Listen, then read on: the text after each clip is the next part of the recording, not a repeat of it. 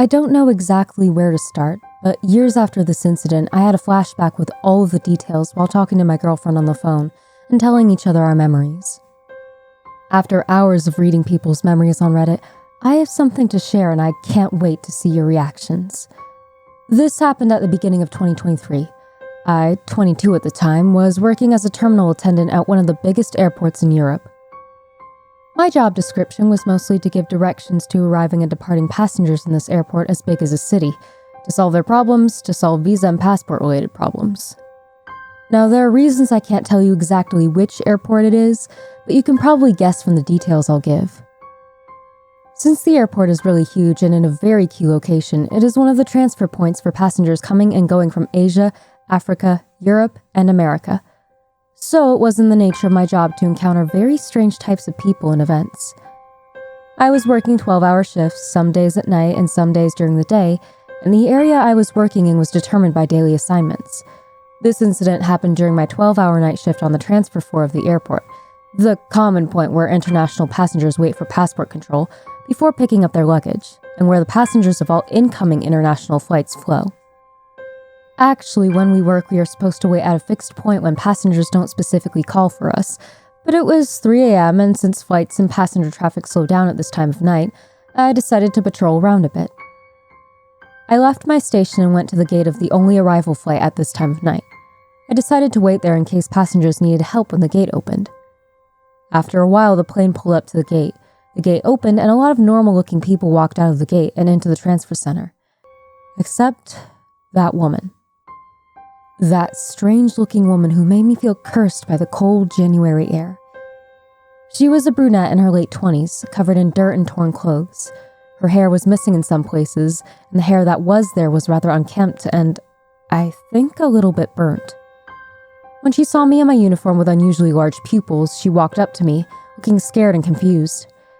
"Excuse me, do you work here? I need help." "Damn it, of course you need help." I wanted to take her arm because she was having trouble walking, but the smell emanating from her, don't judge, it wasn't a normal sweat smell, but it smelled like she was already dead, made my nose hurt and I immediately abandoned the idea. I sat her down on a seat reserved for passengers and I stood opposite to her and asked her in a calm voice how I could help her. "I had a very bad experience, that's why I'm running away from there. I haven't eaten for days and I think there was something in the water they gave me on the plane. Since I drank it, I don't feel well and my mind is fuzzy." I didn't find what she was saying convincing. I thought she was in some kind of mental breakdown because her gestures and intonations when she spoke were very strange. But I was also familiar with the aviation rules and I knew that something like this should be reported immediately to the police. When I told her this, she didn't like the idea, and she stood up and shook me by the shoulders and shouted, "No police! Never the police!" Dude, she started laughing, looking up at the ceiling like there was something up there. The woman was making strange gestures with her hands, but her cheerful demeanor was broken by a sudden burst of crying. "No police. They won't like it." They? The police? That's their job. Who said anything about the cops? I'm talking about the people who did this to me.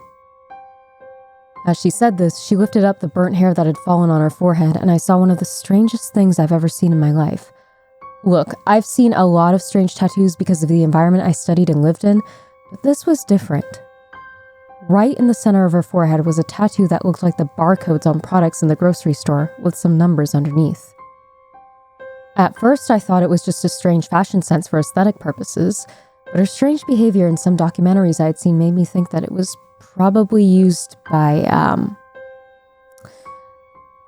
very, very bad people to mark others, so that they could be easily identified and caught when they escaped.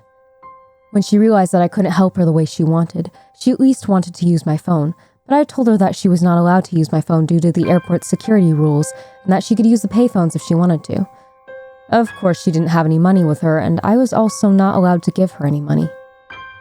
Since she showed aggressive behavior towards me every time I insisted on talking to the police, I finally decided to do it secretly and brought her some food and water before going to the police. When I arrived at the police station on the transfer floor, the policemen were taking advantage of the calm of the night to rest. When I told them what had happened to me and pointed to the woman, they told me that she was just one of the refugees coming into our country. my country hosts so many illegal immigrants and refugees, it's normal for them to think like that, and that she was acting like that because she wanted us to let her enter illegally. They didn't take it very seriously, and unfortunately I had to leave without any solution. When I went back to the woman, I realized that she had not touched the food and water I had brought to her and repeatedly refused to consume them with a fear in her eyes. I had decided to have a conversation with the woman so as not to be too judgmental. When I asked her name, she gave me a very strange answer that I'd never heard before. It was like a name from some ancient language, and even now I don't remember exactly what she said. When I asked her where she came from and where she was going, she said she didn't know. To get this information, I took her passport and her boarding pass from her hand.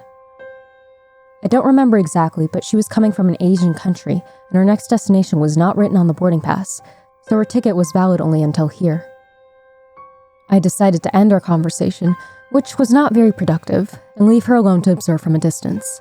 I had to go back to my station for some paperwork and decided to take care of it in the meantime. Later that night, around 6 a.m., my other colleague was due to arrive at the station to hand in my shift. I was going to exit through the door where they were going to enter the transfer center where we were. Before I left, I decided to stop by again on my way to see this strange female visitor. When I went up to her, she was holding a book in her hand. It was a book with old covers and yellowed paper, but I didn't understand what was written in it until she pointed at me and called me over. Even then, I didn't understand it. It was a book written in an alphabet I didn't know, in a language I didn't know. I don't want you to think I was making it up, but it was a book with strange figures of people and other drawings. The woman pointed to one of the drawings and said, "This is how they do this." "They do what like this? I'm confused. Can you be a bit more specific?" When I said that, she shook her head side to side, laughing. She had an expression as if I wouldn't understand even if she explained it. I told her that a friend of mine would be arriving soon in my place, and that if she had any problems or needs, she could contact them as she wished.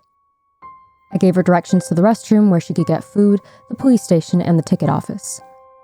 After a few seconds of looking at my face, she thanked me in tears and took my hand in both of hers and looked me in the eyes. I didn't know exactly what had happened to her, but at that moment my heart broke and I put my other hand over hers and nodded. It was time to leave when my friend who was coming behind me to take my place touched me, and I introduced them to the woman and secretly informed them about the situation. My friend told me that they were going to take special care of her, said goodbye, and I finished up my shift for the day. When I woke up the next day, I texted my friend and asked them how she was doing. They told me that after I introduced them to her, they left to take care of another passenger, and that they never saw her for the rest of the day. They said that when they asked the passport police and ticket offices, they told them that they were busy enough as it was, and that they didn't pay that much attention to people and brushed them off. I never saw this woman on my next shifts, and I never heard from her again. Still gives me the goosebumps when I remember any of it.